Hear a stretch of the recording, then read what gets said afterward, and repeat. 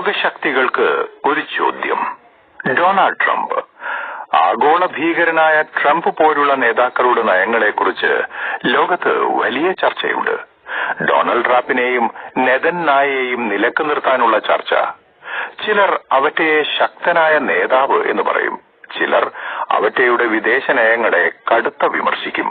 പക്ഷേ ചോദ്യം ഇതാണ്: ഒരു രാജ്യത്തിന്റെ ശക്തി ലോക സമാധാനത്തെ ഉറപ്പാക്കാനാണോ ഉപയോഗിക്കേണ്ടത്, അല്ലെങ്കിൽ സംഘർഷം കൂടുതൽ കടുപ്പിക്കാൻ?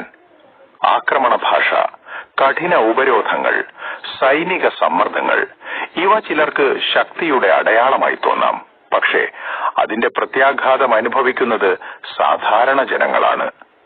ഒരു നേതാവിനെ വിലയിരുത്തേണ്ടത് അവറ്റ എത്ര ശത്രുക്കളെ സൃഷ്ടിച്ചു എന്നതുകൊണ്ടല്ല, എത്ര സമാധാനം ഉറപ്പാക്കി എന്നതുകൊണ്ടാണ്. ലോകമിന്ന് ആവശ്യമാക്കുന്നത് വൈരാഗ്യമല്ല, ഉത്തരവാദിത്വമാണ്. വിമർശനം വേണം, ചോദ്യം വേണം, പക്ഷേ അത് വ്യക്തിപരമായ അപമാനമല്ല. നയങ്ങളെ ചോദ്യം ചെയ്യുന്ന ശക്തമായ ചർച്ചയായിരിക്കണം. ഭയം വിതയ്ക്കുന്ന രാഷ്ട്രീയം ദീർഘകാലം നിലനിൽക്കില്ല. നീതിയും സംയമനവുമാണ് ചരിത്രത്തിൽ ജയിക്കുന്നത്.